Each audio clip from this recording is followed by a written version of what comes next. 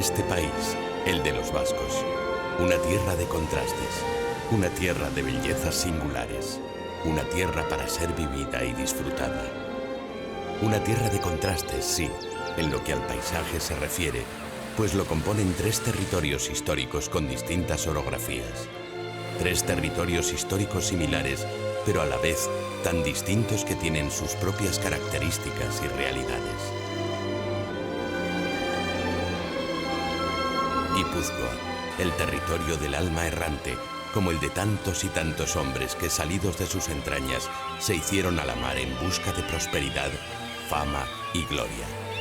Porque en el fondo, el mar ha sido desde siempre el referente de estas gentes guipuzcoanas.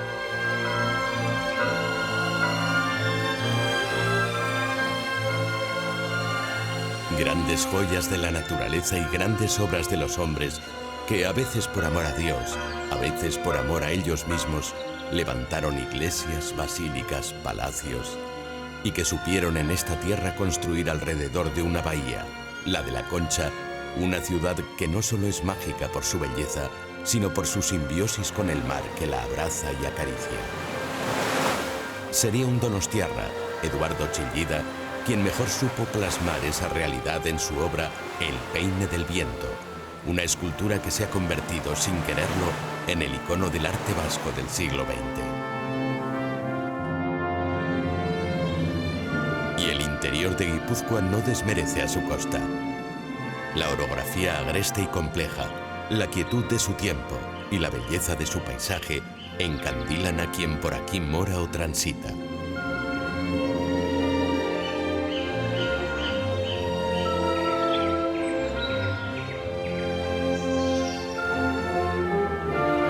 El otro territorio histórico costero es Vizcaya, un territorio que se lanzó a la conquista de lo imposible, pues fue capaz de cambiar su aspecto, su cara, su realidad en las zonas urbanas que, fruto de la desindustrialización, quedaron desoladas.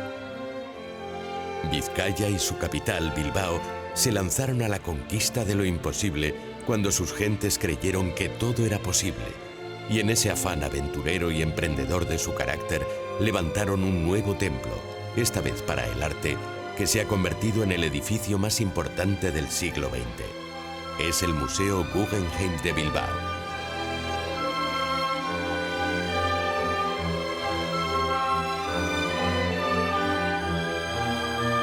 Pero antes de que el titanio brillara con luz propia, muchos pueblos de la costa y del interior de Vizcaya brillaron desde su enclave y desde su historia. Un ilustre escritor, pensador, humanista, hijo de esta tierra, bilbaíno para más señas, Miguel de Unamuno, escribió del pueblo vasco. Vivió en sus montañas de robles, hayas, olmos, fresnos y nogales, tapizadas de helecho, argoma y brezo, oyendo bramar al océano que contra ellas rompe y viendo sonreír al sol tras de la lluvia terca y lenta entre jirones de nubes. Las montañas verdes y el encrespado Cantábrico son los que nos han hecho.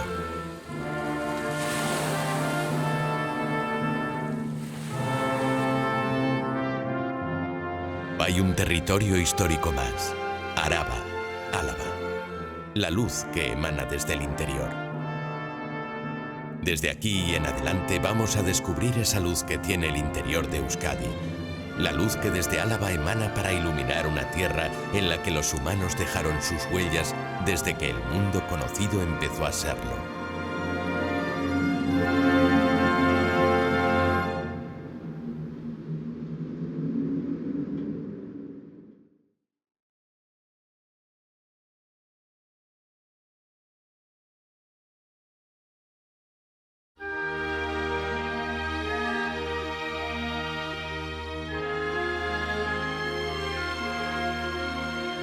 Álava es tierra de contrastes.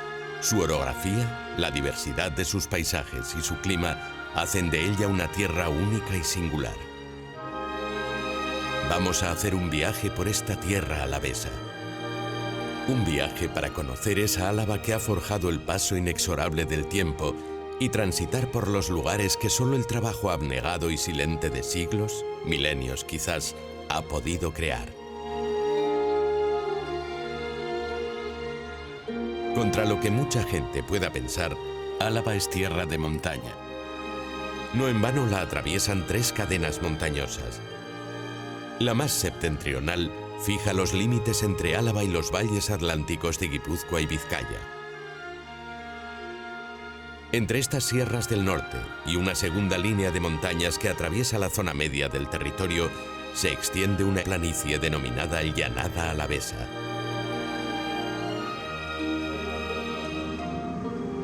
En la zona meridional, la Sierra de Cantabria es la última barrera natural antes de sumergirse en la Rioja Alavesa, tierra de viñedos que se extiende hasta el Valle del Ebro y que nos regala algunos de los más reconocidos vinos a nivel mundial.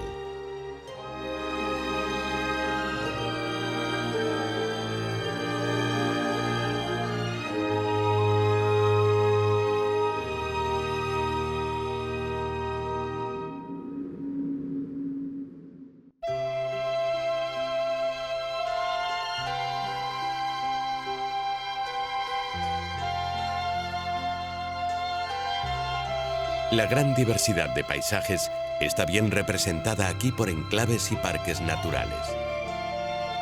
5 parques naturales atesora el territorio histórico de Álava. 3 parques naturales limitan con los territorios históricos de Vizcaya y Guipúzcoa: Gorbeia, Urkiola y Aizkorri-Aratz.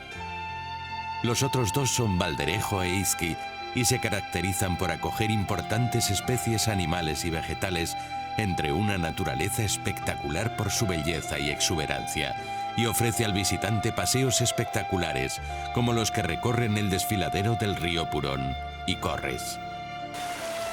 Pero además de estos parques naturales, hay otros lugares que merecen una visita específica. Por ejemplo, es posible disfrutar de un relajado paseo por la orilla del río Inglares. Un hermoso recorrido desde el pueblo de Berganzo lleva al visitante a imbuirse entre una densa arboleda. En su etapa final, el camino permite contemplar numerosas balsas y saltos de agua antes de llegar a la espectacular cascada de Herrerías.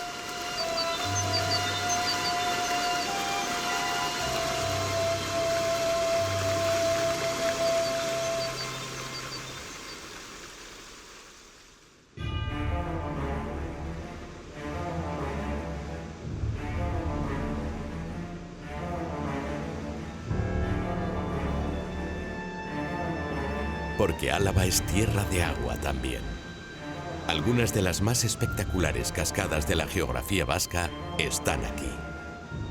Valga como ejemplo la imponente cascada de Goyuri o Gujuli, en el municipio de Urkabustaiz, donde el agua se precipita en una caída vertical de más de 100 metros y que casi seca en verano, en primavera y otoño nos muestra la plenitud de su belleza.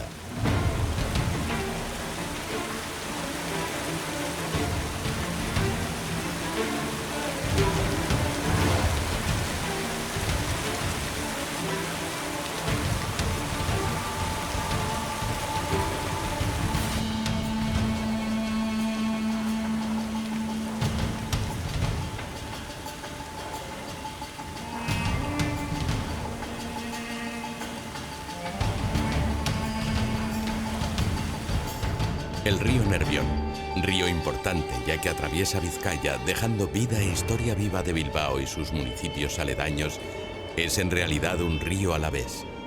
Nace en el noroeste de Álava, en la confluencia de los límites de Vizcaya y Burgos, entre los bosques de la Sierra de Gibijo. Sus aguas recorren el cañón de Délica, donde se ubica un mirador que permite al caminante deleitarse con una preciosa vista de la caída de agua de 220 metros en vertical y que, como su homóloga de Gujuli, posee poca agua en verano y plenitud de belleza en las estaciones húmedas.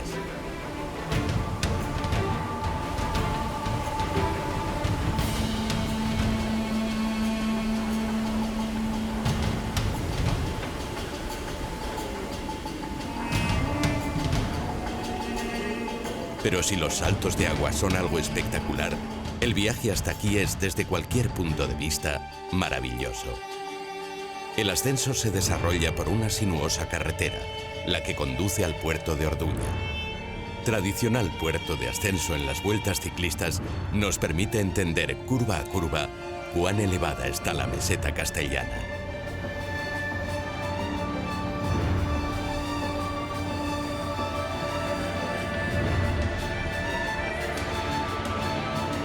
No muy lejos podemos encontrarnos con el monumento a la Virgen de la Antigua, enclavada ya en la provincia de Burgos. Y es que la espiritualidad del ser humano llevó a levantar monumentos e iglesias en lo más alto de las montañas para así estar más cerca de Dios. Se levantó aquí este monumento y en el Gorbella su cruz.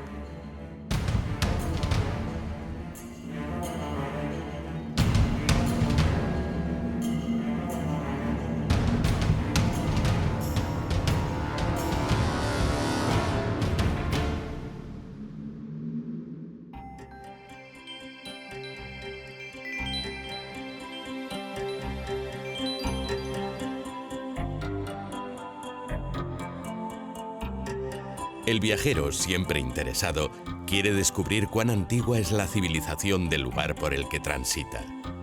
Quiere saber y descubrir cómo vivieron aquellos primeros pobladores y qué queda de sus civilizaciones. Y Álava, a esos viajeros interesados, les puede satisfacer en su curiosidad, porque aquí las primeras pruebas de asentamientos humanos datan de más de 100.000 años. No obstante, las más importantes pruebas del asentamiento del ser humano en Álava en la prehistoria corresponden a los dólmenes del Neolítico, datados entre los años 4000 y 2000 a.C. En todo el territorio alavés se encuentran más de 70 dólmenes, de los cuales al menos 16 han sido declarados bien cultural. Entre ellos destaca el dolmen de Sorgineche, en Arrizala, cerca de Agurain, un monumento funerario datado en torno al año 2500 a.C.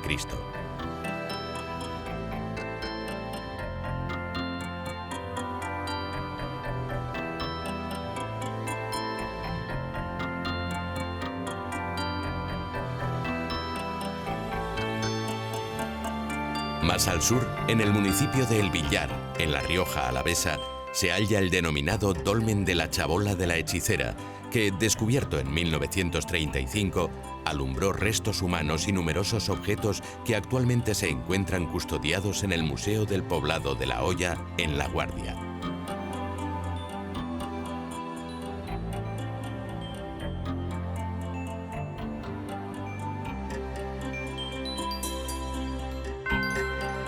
Un interesante museo cargado de objetos de alto valor e interés que recoge una visión didáctica del ambiente en el que evolucionaron quienes habitaron este lugar entre los años 1200 y 250 a.C.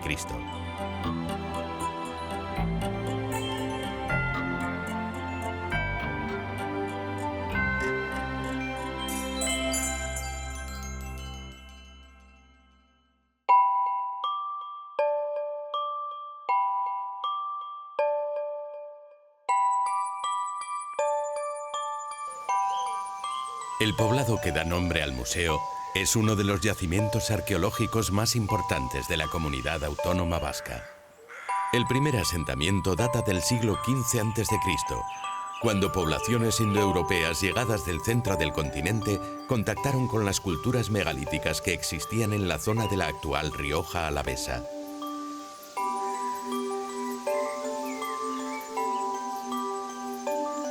En la actualidad, un paseo por La Hoya permite no solo conocer los modos de vida de las edades del bronce y del hierro, sino también sentir la sensación de recorrer sus calles y plazas. También en La Guardia, el estanque celtibérico de la Barbacana, construido hace 2100 años, se puede considerar el mayor estanque construido de la Edad de Hierro que existe en Europa.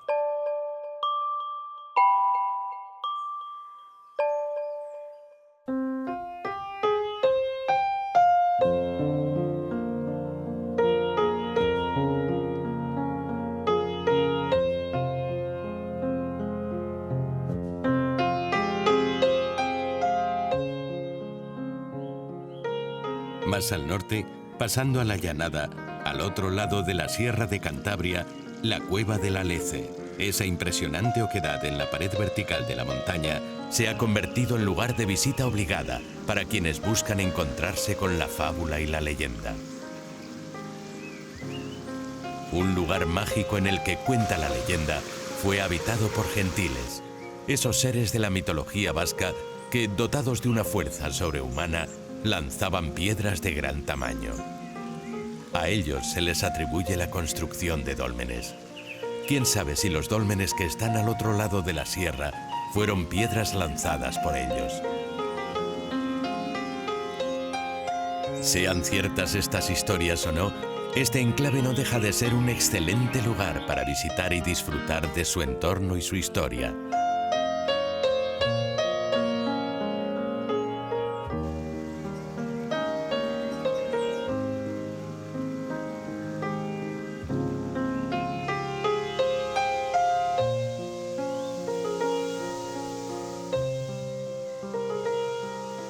Y no muy alejado de la cueva del Alece, en Alegría Dulantzi, descubrimos el castro de Enayo.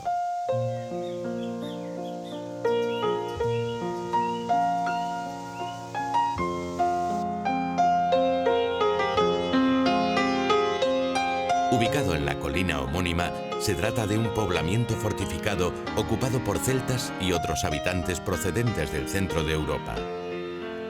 Las excavaciones arqueológicas realizadas a partir de 1969 permitieron datar este emplazamiento entre los años 1000 y 200 a.C., esto es, entre la etapa final de la Edad de Bronce y la Edad del Hierro. En la actualidad, se realizan visitas guiadas que comienzan en el centro de interpretación, en el que se detalla cómo eran las costumbres y el modo de vida de los habitantes del castro y de esta tierra antes de que la cultura romana impregnara la península ibérica.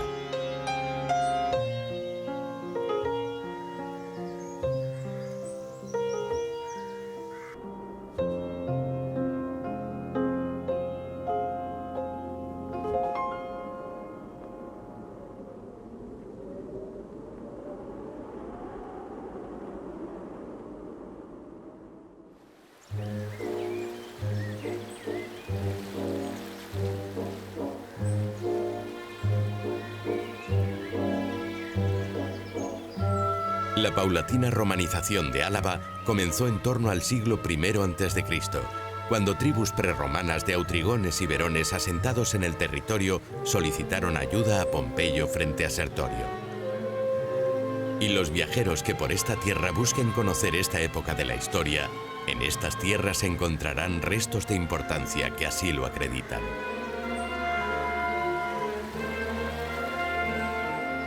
La ocupación definitiva no tuvo lugar hasta el año 29 a.C., cuando los romanos, al asentarse en el actual territorio alavés, se aseguraron el dominio de la frontera con los cántabros antes de iniciar la ofensiva contra estos. A partir de este momento, la presencia romana en Álava es muy notable, quedando patente en la construcción de calzadas, campamentos militares y villas como Espejo o Añastro y ciudades como Iruña Velella.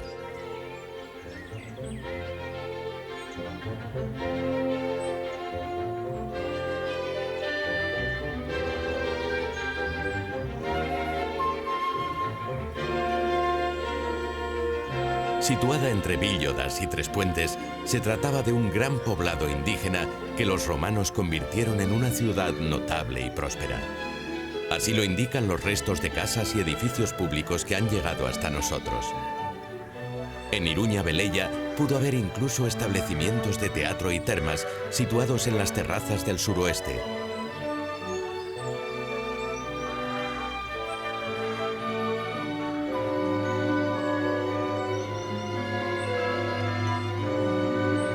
El paso por sus inmediaciones de la calzada Burdeos-Astorga, por la que había un fluido comercio de productos como aceites y vinos, contribuyó a su expansión. Finalmente, como consecuencia de la crisis que comenzaba a padecer el Imperio Romano, se convirtió a finales del siglo III en una ciudad fortificada, que sería abandonada a mediados del siglo V.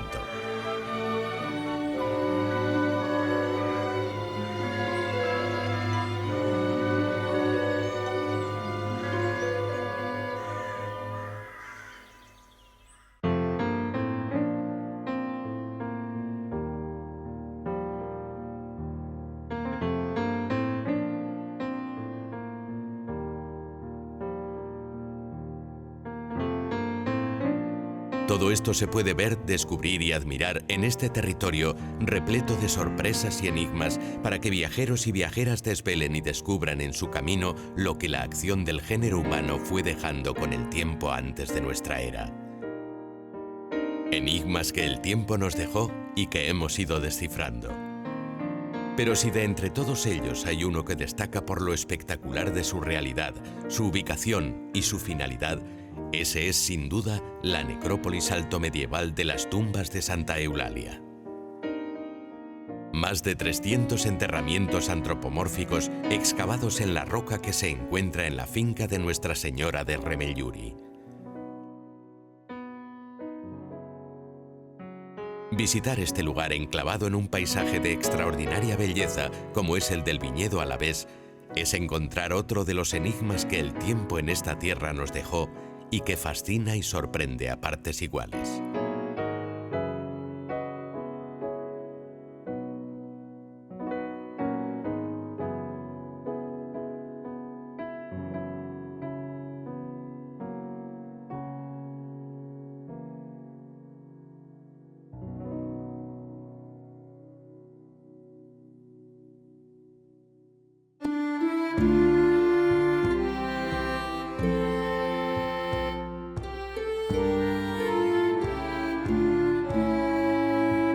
El término Álava aparece por primera vez en la historia en las crónicas del rey asturleonés Alfonso III a finales del siglo IX.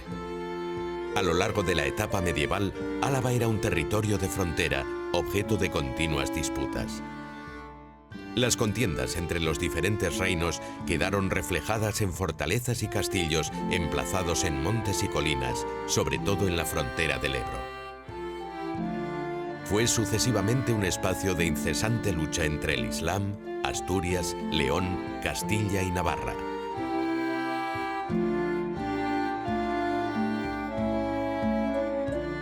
Entre dichos castillos destaca el de Portilla, en Zambrana, ubicado en una escarpada peña rocosa en el promontorio de este municipio de la cuadrilla de Añana.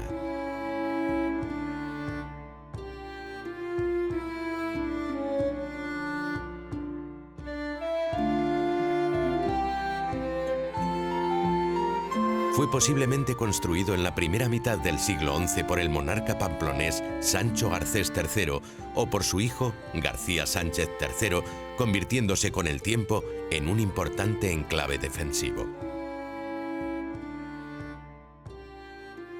Según algunos expertos, el castillo de Portilla está presente en el escudo de Álava, junto a una espada y un león rampante y el lema tradicional del territorio histórico, que es toda una declaración de intenciones: en aumento de justicia contra malhechores.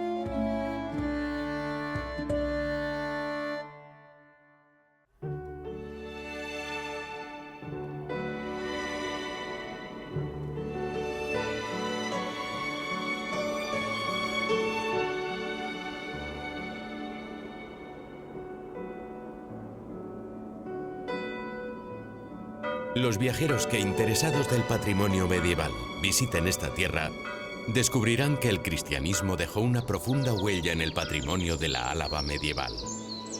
Un sinfín de ermitas románicas pueblan el territorio alavés. Entre ellas, por su importancia artística y simbólica, destaca el santuario de Estíbaliz.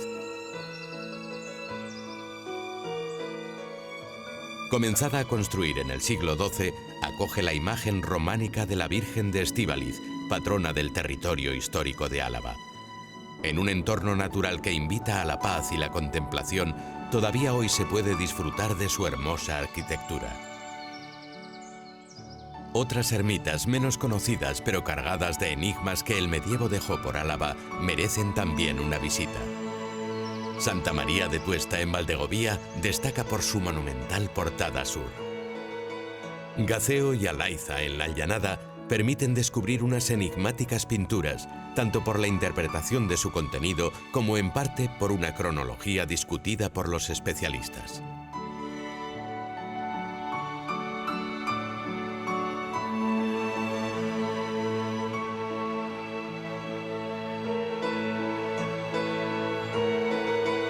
La Basílica de San Prudencio en Armentia fue sede del primer obispado existente en la provincia. El edificio actual corresponde a finales del siglo XII, aunque en el pórtico aún pueden observarse restos de la primitiva portada románica.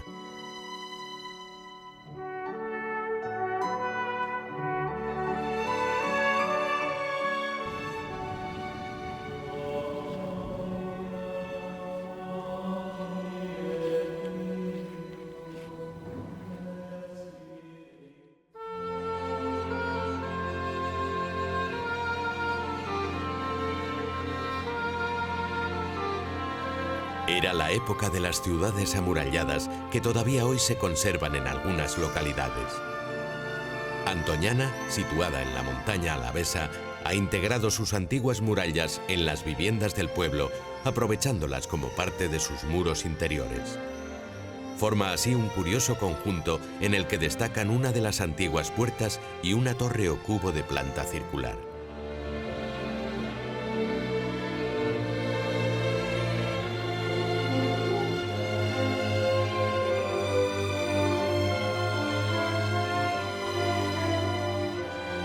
Labraza, en el oriente alavés, destaca por su muralla y las torres cúbicas defensivas que protegen un interior de claro aroma medieval. La muralla ha ganado el Premio Mundial de Ciudades Amuralladas, otorgado por el prestigioso Consejo Ejecutivo del Círculo Internacional de Ciudades Amuralladas.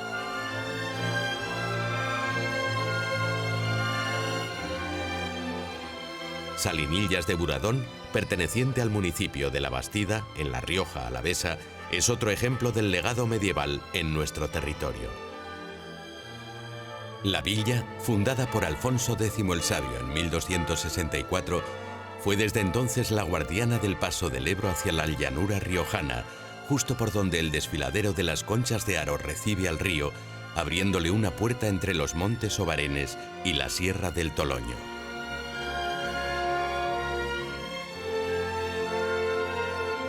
La pequeña meseta que ocupa la villa le proporciona ventaja defensiva y sirve de balcón sobre el valle del Ebro. Aquí, viajeros y viajeras pueden contemplar la maravilla de la fusión del tiempo y la naturaleza y de cómo la acción humana se ha adaptado a ella.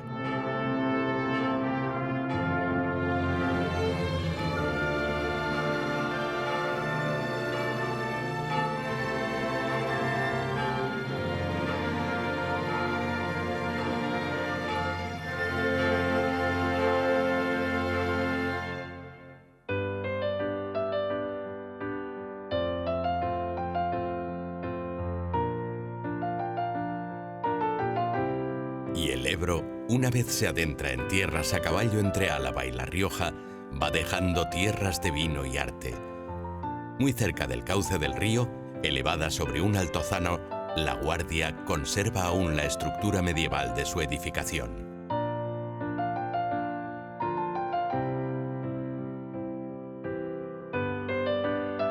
Las murallas delimitan el conjunto urbano, comunicándose con el exterior por medio de 4 puertas. Sus nombres recuerdan devociones tradicionales o las funciones que desempeñaba cada área de la villa.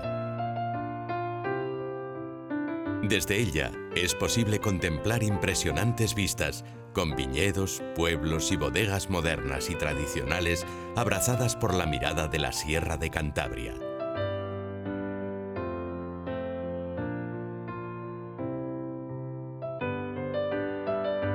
En el casco urbano destaca la grandiosa iglesia de Santa María de los Reyes, un auténtico tesoro escondido con su pórtico gótico del siglo XIV, policromado en el XVII, que aún muestra todo su esplendor a los visitantes. La decoración alterna personajes de la iconografía cristiana con adornos vegetales. El hecho de que la policromía se conserve íntegra en la actualidad da carácter único a un templo que viajeros y viajeras con interés no pueden dejar de visitar.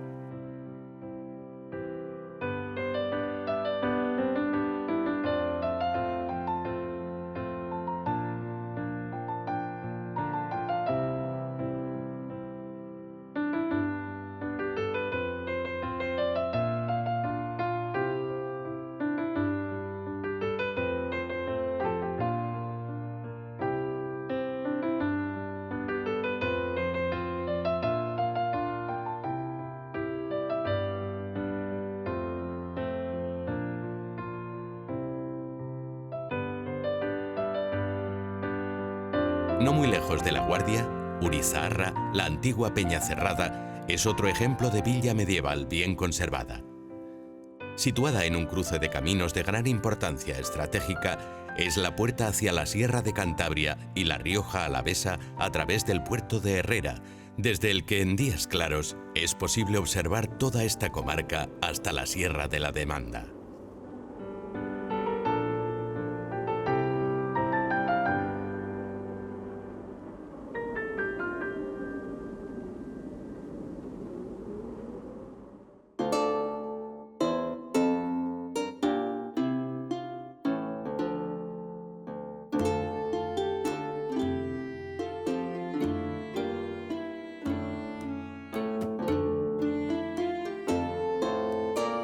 Agurain Salvatierra conserva trazos de su historia medieval. Las iglesias fortaleza de San Juan y Santa María recuerdan el carácter defensivo de la villa.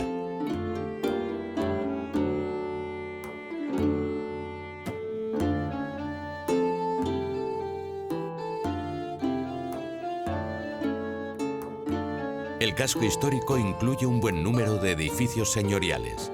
Muchos aún conservan sus escudos de armas. Y no muy lejos de Agurain Salvatierra, el municipio de Zalduendo cuenta también con varios palacios singulares, como el de La Zarraga, diseñado en la segunda mitad del siglo XVI, que en la actualidad es sede del Museo Etnográfico de la Villa y que no es el único en el territorio.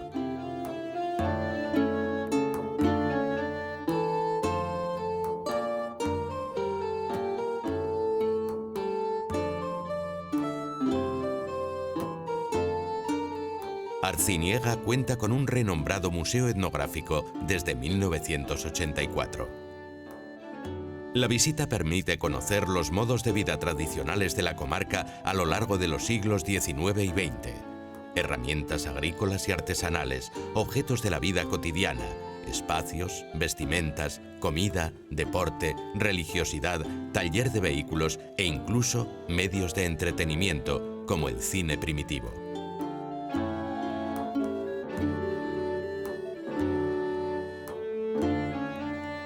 Desde aquí merece la pena acercarse al santuario de la Virgen de la Encina o dar un paseo por el casco medieval.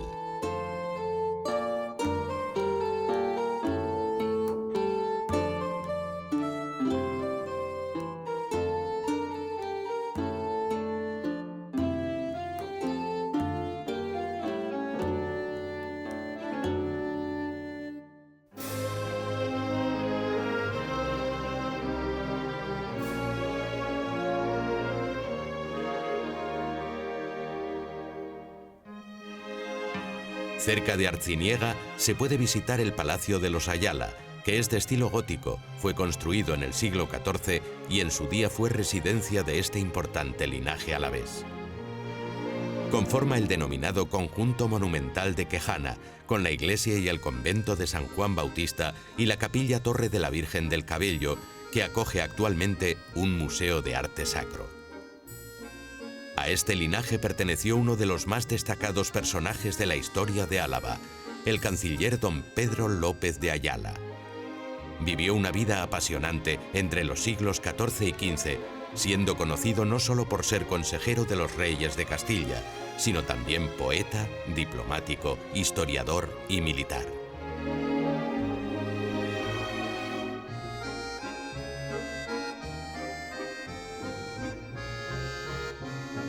Y a apenas unos kilómetros de distancia, que para viajeros y viajeras con interés en estas historias no son nada, merece la pena conocer la imponente Torre de Murga en el municipio de Ayala.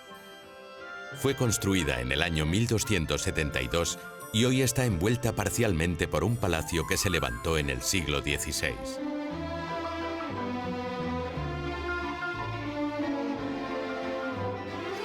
Las torres y palacios fortificados dispersos por el territorio son testigos de las luchas banderizas que tuvieron lugar en la Baja Edad Media y en las que destacó la familia de los Mendoza, que mandó construir a comienzos del siglo XIII un recinto fortificado cuya torre sobresale todavía hoy, haciendo visible a los ojos del caminante no solo el edificio, sino la historia que contiene, muy cerca de Vitoria-Gasteiz.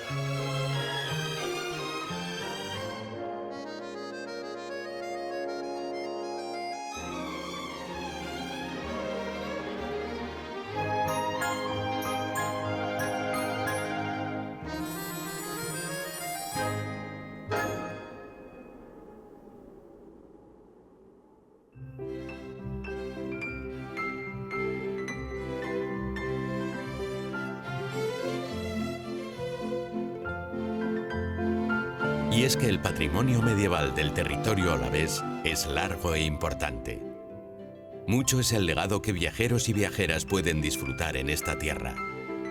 Sirva como ejemplo la Casa Torre de los Barona, la única fortaleza militar en Álava que aún mantiene su foso, en Valdegovía. Al parecer, existió una primitiva torre de madera que fue sustituida por la actual en el siglo XIV. Un siglo más tarde se incorporó el palacio gótico renacentista. Cuenta la leyenda que el apellido Barona fue concedido en el siglo XII por el rey castellano a María Ruiz Pérez que, vestida con armadura de varón, defendió la causa de Alfonso de Castilla y doña Urraca frente a Alfonso I el Batallador. En la actualidad, la torre, en la que aún reside la familia Barona, puede visitarse tras ser restaurada por la Diputación Foral de Álava.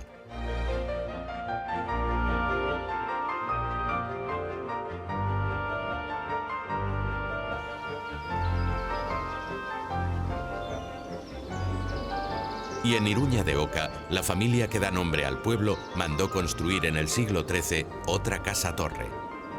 Siglos más tarde, cuando la paz llegó a la zona, los iruñas se trasladaron a Vitoria-Gasteiz, donde levantaron la torre de Doña Ochanda y cedieron su anterior palacio a una orden religiosa.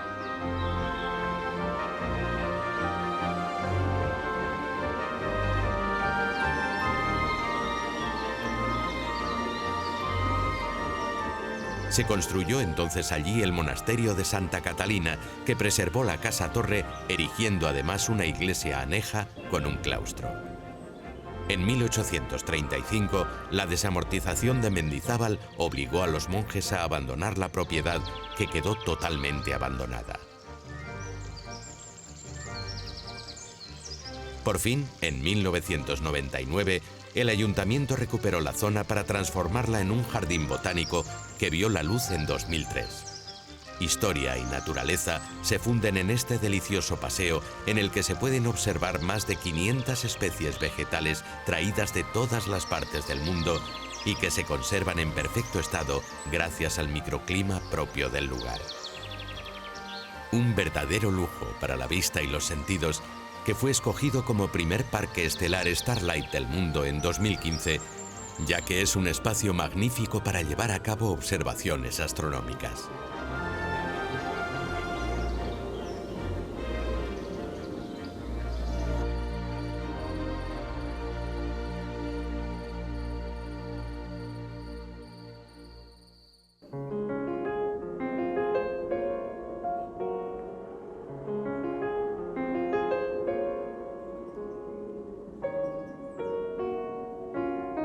La Edad Media fue asimismo una etapa de florecimiento del comercio. El mercado de la sal se desarrolló en Salinas de Añana, una población fundada en 1126 por Alfonso I el Batallador y que acoge un valle salado.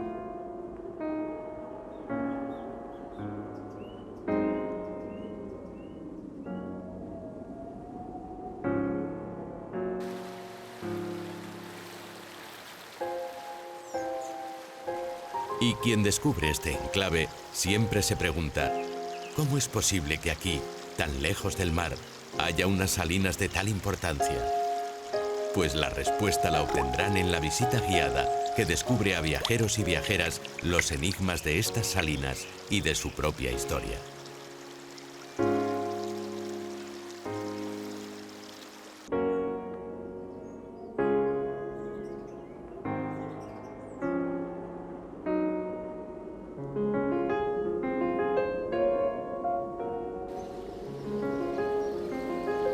Muy cerca, en Lantarón, se encuentra el lago de Caicedo-Lluso, que destaca por ser el más profundo de Euskadi y provee de agua salada al valle de Añana.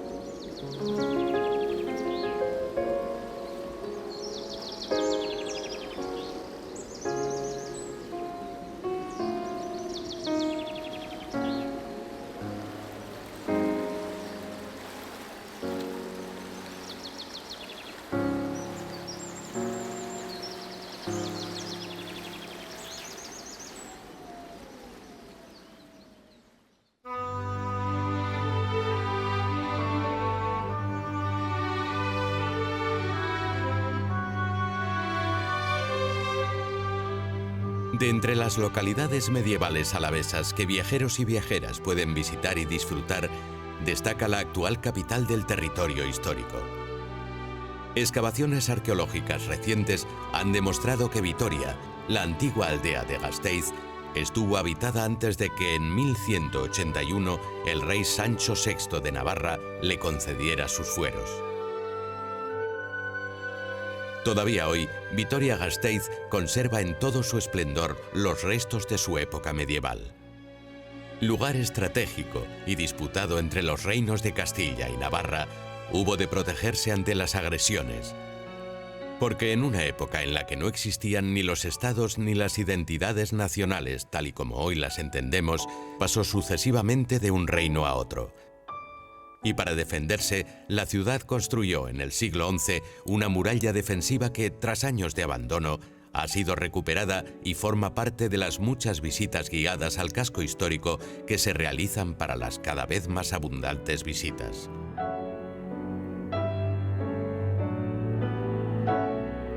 El enigma medieval que esconden sus calles, sus piedras, sus edificios, su almendra medieval, representan sin ninguna duda esa luz interior que emana del centro neurálgico de la ciudad.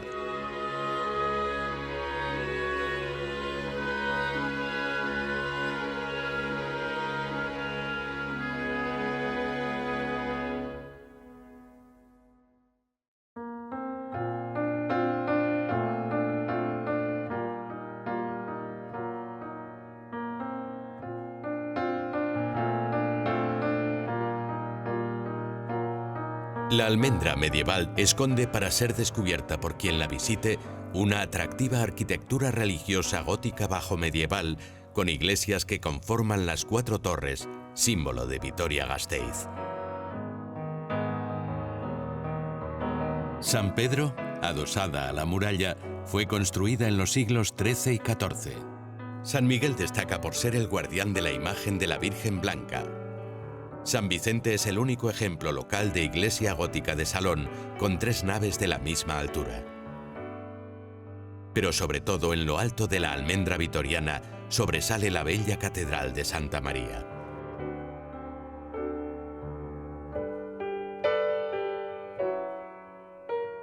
Erigida entre los siglos XIII y XIV, los recientes estudios arqueológicos han demostrado que bajo ella se conservan los vestigios más antiguos de la primitiva Gasteiz.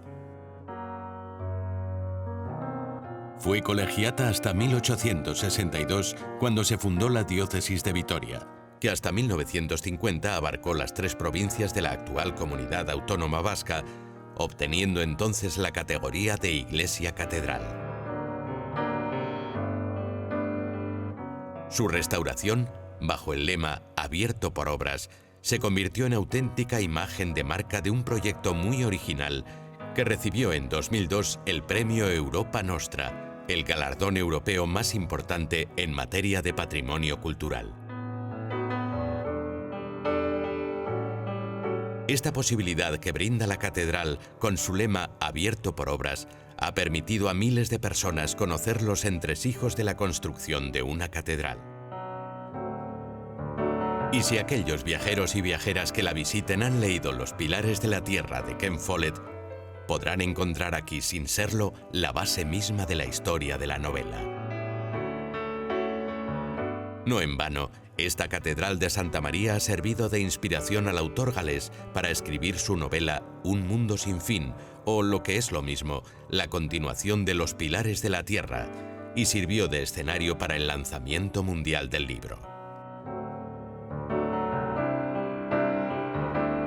Su majestuosidad y grandeza ha atraído a otros escritores como Mario Vargas Llosa, Arturo Pérez Reverte o Paulo Coelho.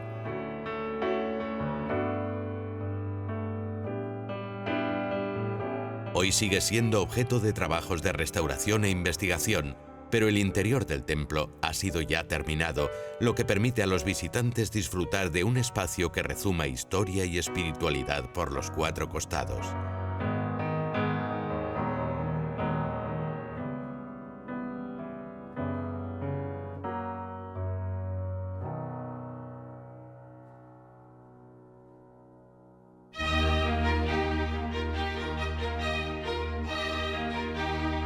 La Edad Moderna viene acompañada sucesivamente de nuevos estilos arquitectónicos: el Renacimiento, el Barroco y el Neoclásico. Prueba de ello es, por ejemplo, el Palacio de Escoriaza-Esquivel, en Vitoria-Gasteiz. De estilo renacentista, fue mandado erigir junto a la muralla medieval por Fernán López de Escoriaza, médico de Enrique VIII de Inglaterra, y por su mujer Victoria de Anda y Esquivel. Sus bustos figuran en la fachada principal del palacio sobre una portada plateresca.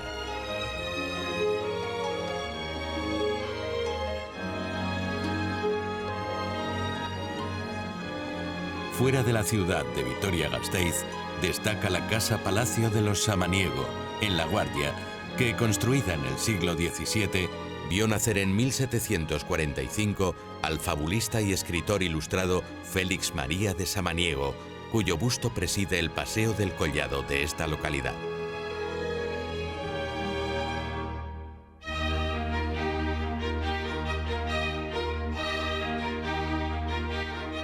También en Zurbano destaca un palacio que en 1640 mandó construir el secretario de Felipe IV, Juan Otálora y Guevara, cuyo apellido da nombre al edificio. En 1994 fue catalogado como bien cultural y en 2015 fue restaurado por una empresa privada que lo convirtió en un agradable espacio denominado Mi Castillo de Arena. Pero esa época no solo fue pródiga en arquitectura civil, sino también religiosa. La iglesia de Nuestra Señora de la Asunción, en La Bastida, es una mezcla de estilos renacentista y barroco. En la montaña alavesa, la iglesia de San Vicente de Arana se caracteriza por tener planta de cruz griega y por su doble altar superpuesto con un decorado arco rebajado. Más allá de su valor arquitectónico, su belleza destaca aún más por el lugar en que se encuentra. En una comarca alejada de las grandes vías de comunicación que ha conservado su encanto tradicional en medio de un paisaje de montaña ideal para las personas amantes del excursionismo o de la bicicleta.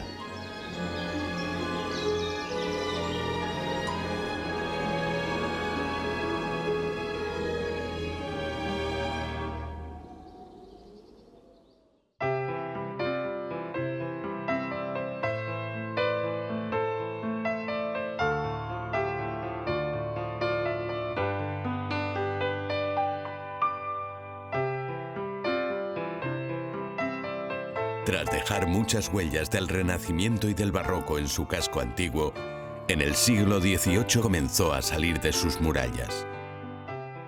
La Vitoria neoclásica fue diseñada por Justo Antonio de Olaguíbel, un arquitecto que, junto a la entonces denominada Plaza Vieja, actual Plaza de la Virgen Blanca, construyó la Plaza Nueva.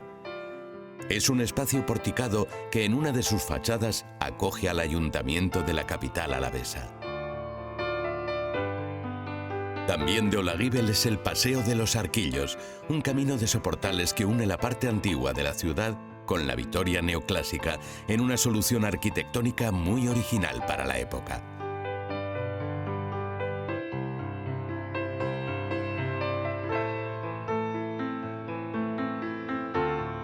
En la capital, otros edificios neoclásicos destacados son la fachada del convento de la Magdalena o la Casa Solar de los Díaz de Espada en Armentia, que acoge a día de hoy la denominada Casa de San Prudencio, el patrón de Álava.